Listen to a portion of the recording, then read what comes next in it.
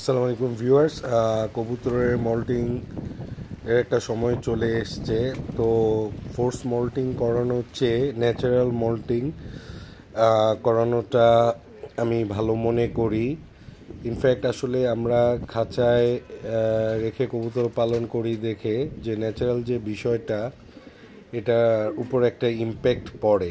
Naturally কবুতর বা অন্যান্য পাখি যারা মল্টিং করে, সিজন আসলে আসলে প্রকৃতিগতভাবেই ওরা ওদের মল্টিংটা সেরে ফেলে। যেহেতু আমরা খাঁচায় রেখে কবুতর পালি, বিভিন্ন সময় বিভিন্ন মেডিসিন ইউজ করি, সেক্ষেত্রে মল্টিংয়ের উপর একটা ইম্প্যাক্ট পড়ে।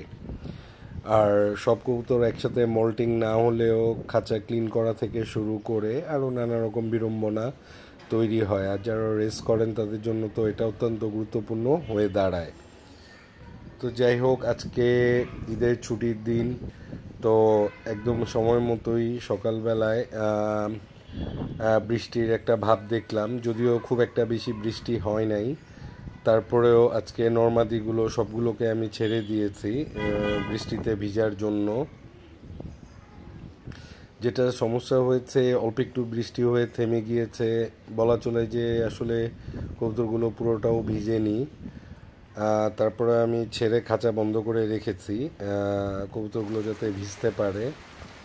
যাই হোক, আলহামদুলিল্লাহ, আল্লাপাক যতটুকু বৃষ্টি দিয়েছে কবুতরগুলো ভিজেছে এবং ওরা গোসল করেছে। তো আমার মতে আরেকটু বৃষ্টি হলে, বৃষ্টির পরিমাণটা একটু বেশি হলে ভালো হতো।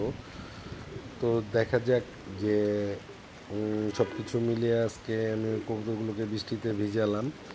তো ওদের মল্টিংটা কবে নাগাদ শুরু হয়?